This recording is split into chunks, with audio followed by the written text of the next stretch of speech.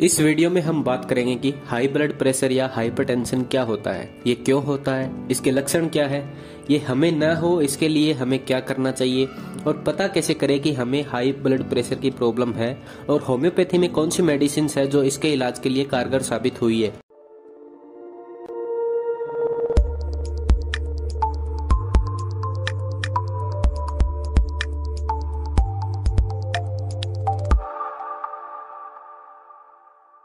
तो सबसे पहले बात करते हैं हाई ब्लड प्रेशर क्या है। तो इसे जानने से पहले बात करते हैं कि ब्लड प्रेशर क्या है। तो हमारे शरीर में खून आर्टरीज और वेन्स से सर्कुलेट होता है और इसे पूरे शरीर तक पहुंचाने के लिए दिल पंप का काम करता है। तो जब ये खून वेन्स में फ्लो होता है तो ये वेन की दीवार पर एक प्रेशर लगाता है, पर जब ये प्रेशर एक लिमिट से ऊपर हो जाता है तो इसे हाइपरटेंशन या बीपी हाई के नाम से जाना जाता है। अब बात करते हैं कि ये होता क्यों है।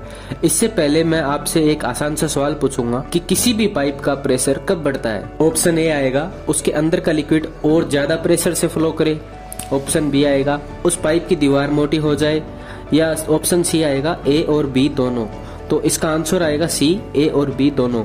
तो अब कुछ ऐसे लक्षण बताऊंगा जो बीपी बढ़ाते हैं। तो इसमें सबसे पहला कारण है जेनेटिक्स, मतलब अगर आपके पेरेंट्स या ग्रैंड पेरेंट्स में से हाइपरटेंशन की प्रॉब्लम रही है तो हो सकता है कि ये आपको भी हो। और अगला कारण है डाइट या खाने में साल्ट का ज्यादा उपयोग करना भी इसका एक मुख्य कारण है। और इसके अलावा कुछ इन्फेक्शन में भी हाई ब्लड प्रेशर देखा गया है।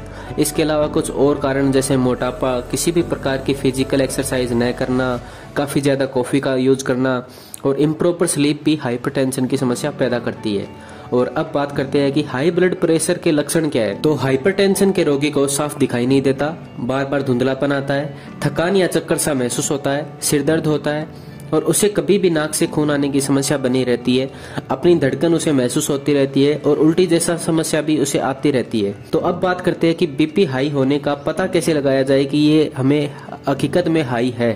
तो इसके लिए हमें स्फेग्मोमेनोमीटर से अपना ब्लड प्रेशर काउंट करवाना होता है। तो अगर सिस्टोलिक वैल्यू 120 से कम और डायस्टोलिक वैल्यू अगर 80 से कम हो तो ये blood pressure normal blood pressure माना जाता है। और अगर सिस्टोलिक वैल्यू 120 से 130 के बीच हो, मतलब जो बड़े वाली वैल्यू होती है वो 120 से 130 के बीच में हो और डायस्टोलिक वैल्यू 80 तक हो, तो अभी आप खतरे से तो बाहर है, पर आपको अपनी सेहत का ध्यान रखना होगा। और अगर आपका सिस्टोलिक वैल्यू 130 से 180 के बीच में है और डायस्टोलिक वैल्यू 80 से 120 के बीच है तो आपको हाइपरटेंशन के लक्षण दिखाई देने लग जाएंगे और आपको डॉक्टर से कंसल्ट कर लेना चाहिए। अगर सिस्टोलिक वैल्यू 180 से ज्यादा और डायस्टोलिक वैल्यू 120 से ज्यादा हो जाए तो आप अभी के अभी डॉक्टर से कंसल्ट करो और प्रॉपर मेडिकेशन स्टार्ट करो। अब बात करते हैं कि होम्योपैथी में कौन सी मेडिसिन है जो आपका इलाज करने में कारगर साबित होगी।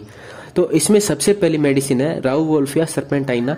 इसकी 20 बूंद 1 गिलास पानी में डालकर पीने से आपको ब्लड प्रेशर के कारण होने वाला सरदर्द भी ठीक हो जाएगा और ब्लड प्रेशर में भी काफी कमी आएगी।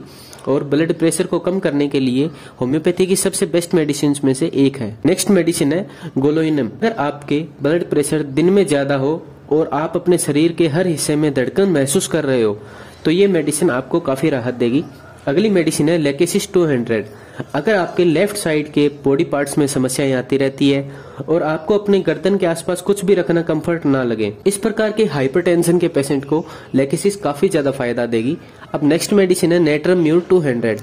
अगर आपका किसी भी प्रकार के मेंटली ट्रॉमा के बाद में हाइपरटेंशन रहने लगा हो, मतलब कि किसी का एक्सीडेंट होने के बाद या किसी रिलेटिव की डेथ होने के बाद में आपको हाई बीपी की प्रॉब्लम रहने लगी हो, तो नेट्रम म्यूर आपके लिए काफी प्रॉफिटेबल मेडिसिन रहेगी। इसके अलावा मेरी राय में अगर आप रेक्वेक्स सीरीज की R85 मेडिसिन के साथ राउवोल्फ या सर्पेंटाइना मदर टिंचर लेंगे तो आपको काफी ज्यादा राहत मिलेगी। होम्योपैथिक ट्रीटमेंट के अलावा आपको अपने खान पान, रहन सहन को सुधारना होगा, कॉफी जैसे स्टिमुलेटर को अवॉइड करना होगा। आपको कुछ बातें दवाई लेने के बारे में समझा देता हूँ ताकि आपको ये कुछ चीजें याद रहें और ध्यान में रखनी होगी आपको ये दवाई लेने से पहले।